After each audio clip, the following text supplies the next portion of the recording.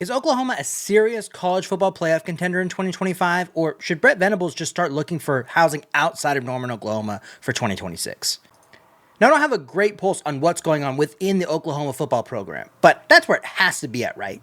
I mean, from 2003 to 2021, Oklahoma only had 4 seasons where they had less than 10 wins. That's under both Bob Stoops and Lincoln Riley. And I don't think that Oklahoma gets enough credit for how much sustained success they've had this millennium. But under Brent Venables, in the 3 seasons he's been in charge in Norman, they went 6-7 the first season, 10-3 in the second season, and then 6-7 last year in their first year in the SEC. And that 2023 season where they went 10-3, they finished outside of the top 10 in the final CFP poll going into the college football playoff.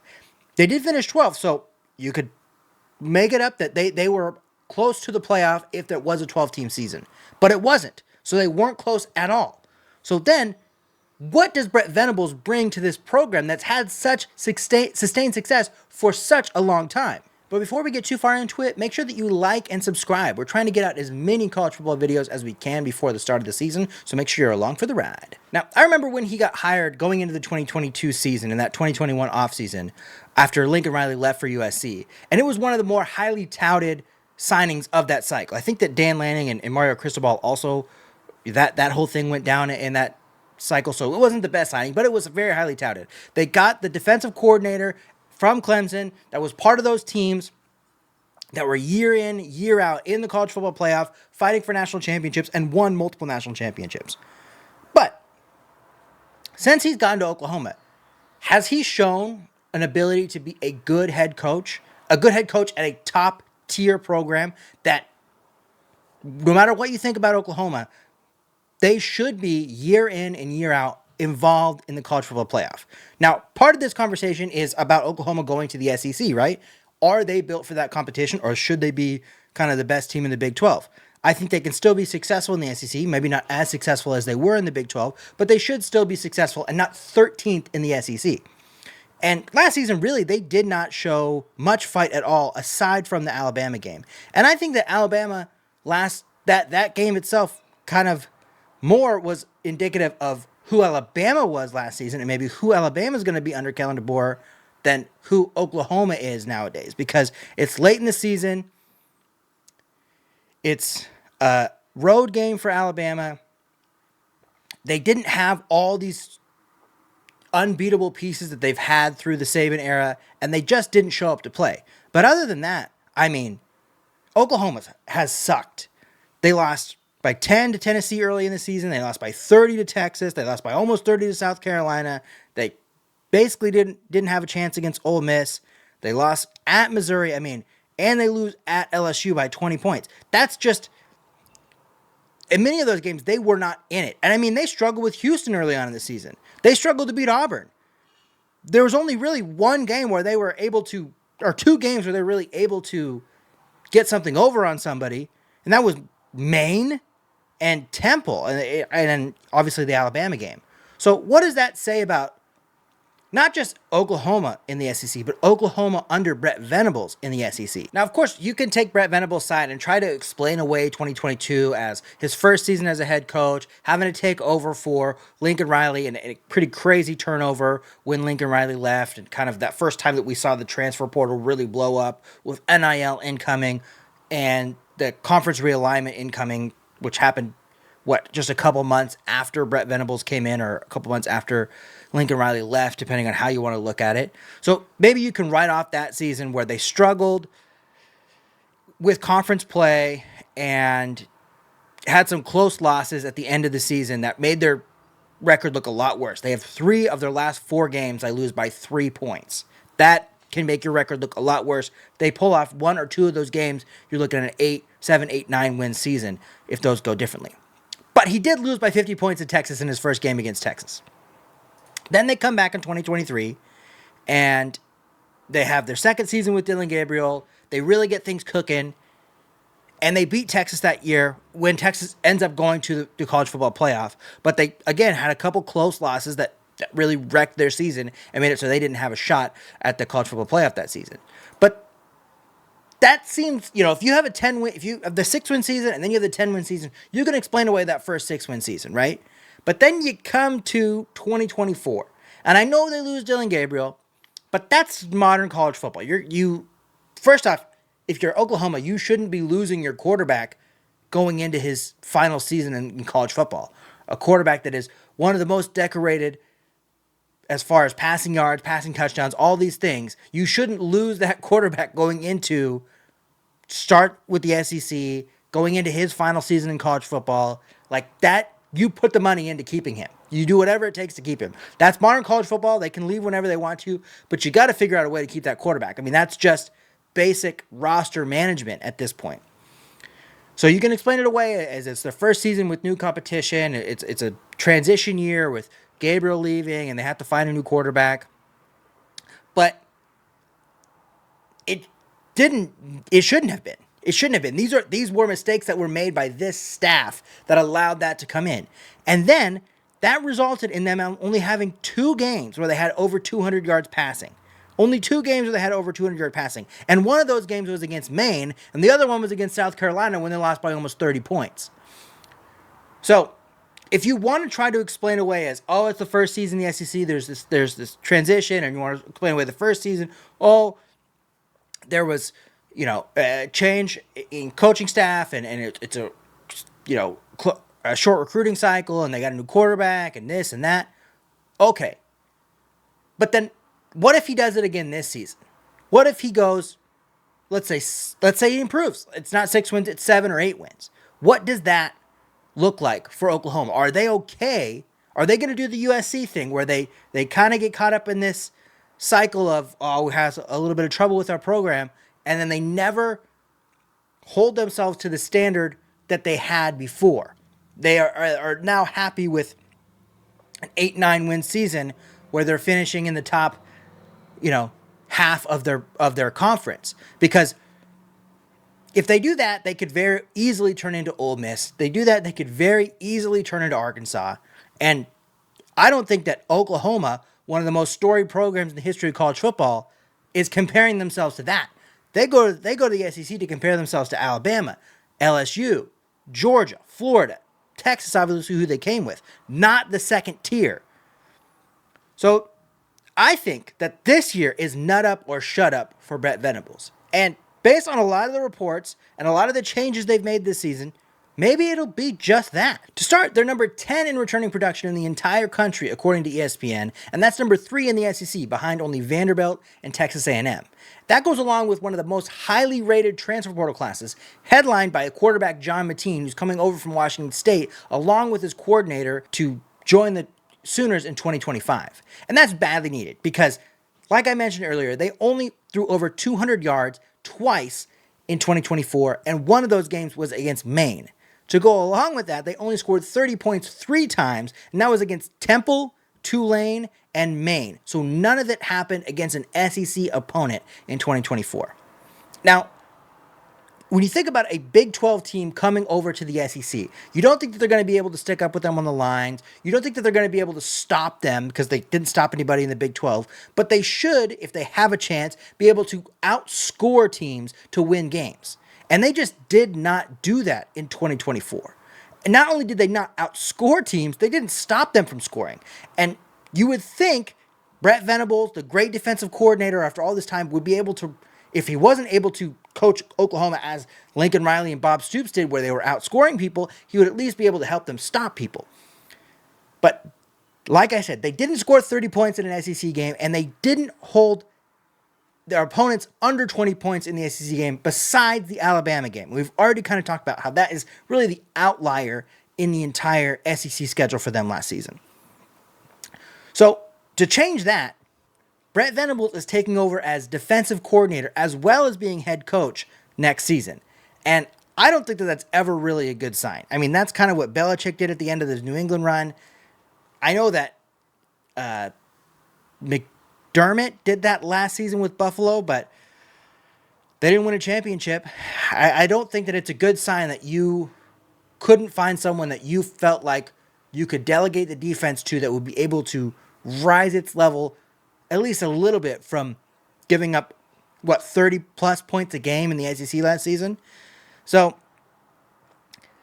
as much as there are good signs going in with the offense, and maybe it's a good sign that Venables is taking over the defense because he has been a great defensive coordinator in his career, I don't think that it's instilling a bunch of confidence in Oklahoma with what's going on defense. But maybe they can outscore people. Maybe that's their plan in 2025. So let's take a look at the schedule in 2025, see if they can make the playoff or at least be in that conversation, and maybe kind of speculate on what would be considered a successful season after the 6-7 first season in the SEC, and what Brent Venables needs to do to save his job in 2026 and beyond. Okay, so one of the early tenets of this video is that there's probably going to be 4 playoff teams from both the SEC and the Big Ten. That's just kind of my assumption, is that there's going to be 4 from each of those conferences, and then the remaining 1 at-large bid will go to Notre Dame or ACC Big 12. But I think that,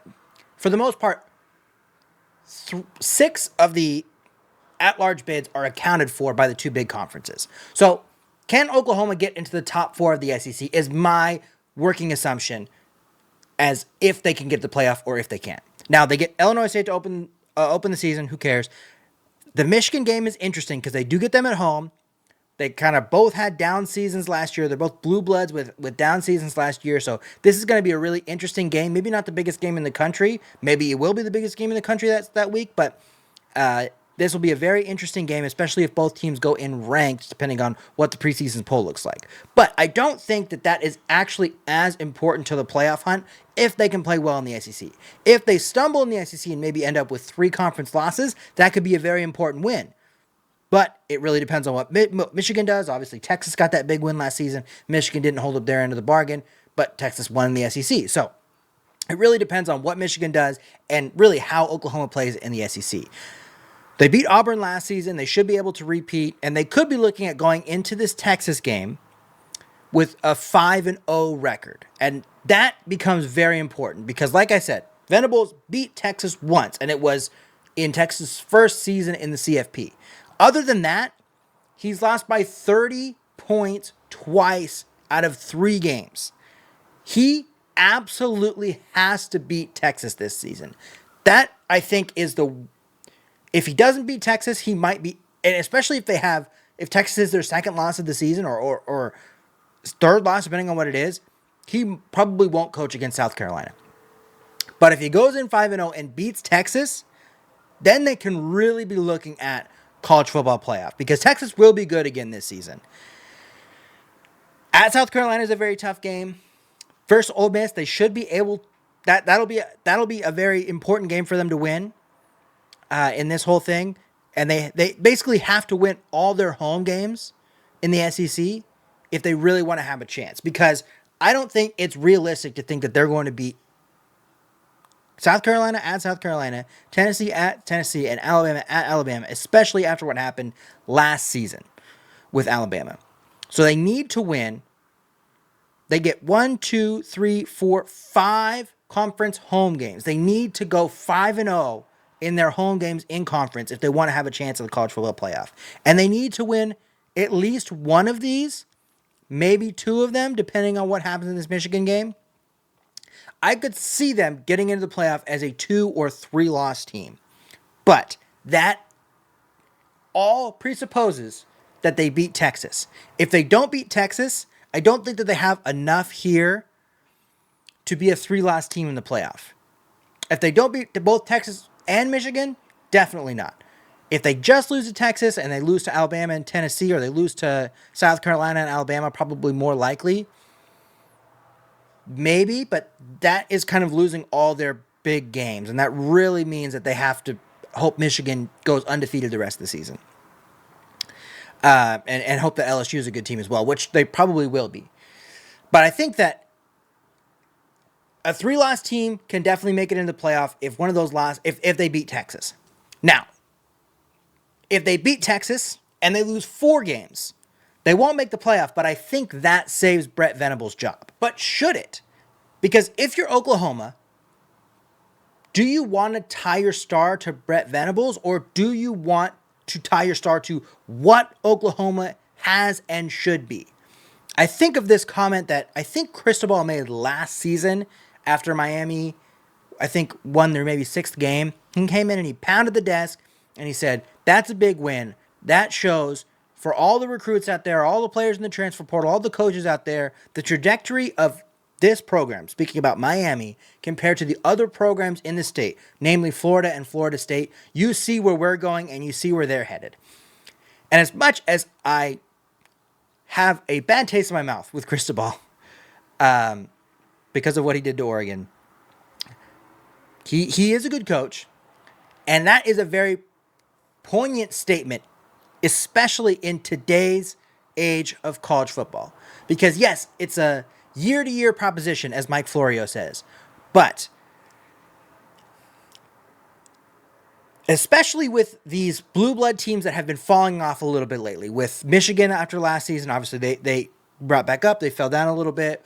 Oklahoma, Florida State, USC, Florida you could throw in there as well. It takes a lot more to restart the engine after 2 or 3 losing seasons than it does if you can turn it around after 1. If you can get back in the transfer portal, if you can get some recruits going, and you can get some momentum going, you can stave off the inevitable drop of a tier. But I think that Oklahoma's at that inflection point. I think that less people remember the 10-3 season than they remember the 2, 6, and 6 seasons. And the people that it really matters to are the people in the transfer portal, the kids coming out of high school, and coaches around the country. I think that Oklahoma, if it was an open job, would still be one of, if not the hottest position that would be available. But if Brent Venables survives after a 7-5 season just because they beat Texas, and then he comes back and they get their ass beat by Texas in 2026 and go 6-6 and they fire him again, I mean, that means that Oklahoma's 4 out of 5 seasons were nobodies, were not double-digit wins. And that just cannot be acceptable for Oklahoma. And I talked about this when I talked about USC, where they allowed their program to, yes, they had probably unfair sanctions put on them with the Reggie Bush, OJ Mayo thing, which was a whole fucking witch hunt, trying to get the Pac-12 out of things. But they, in the aftermath of that, allowed themselves to be mediocre, and were happy with mediocrity under Clay Helton. And now even Lincoln Riley, who's one of the best coaches in the country at Oklahoma, can't even get that program going. And in a weird twist of fate, maybe Oklahoma allows themselves to do that as well. So I think if you're Oklahoma, if Brent Venables doesn't win the Texas game, and it's not close, it doesn't matter if they beat Michigan by 50 points. You fire Brent Venables after the Texas game. And you let everyone around the country know, we're still Oklahoma. This motherfucker is not up to the task. We are still Oklahoma. Now, if Brent Venables comes in and they go 5-0 and they come in and they show Texas who's the big dog in the Red River rivalry, then yeah, maybe he's turned it around. But I'm probably not the only person, and definitely if I was an Oklahoma fan, would not be the only Oklahoma fan that's saying, if they don't beat Texas this year, all bets are off. Thanks for watching that video. If you made it this far, make sure that you like and subscribe and leave a comment. Let me know what you think. Do you think that Brent Venables is on his last legs in Oklahoma? Do you think they have a real shot at making the CFP in 2025? Or do they even have a shot at beating Texas in 2025? If you want to watch more of my videos, I do have those for you. Right here, I've got my video about Texas Tech, the team that's trying to take over as the big dog in the Big 12 after Oklahoma and Texas left. Up here, I've got my perfect Power 5 conference realignment video, more of an idea video, so check that out if you're into those. Other than that, I've got my subscribe link on this side, and we'll check you next time. See ya!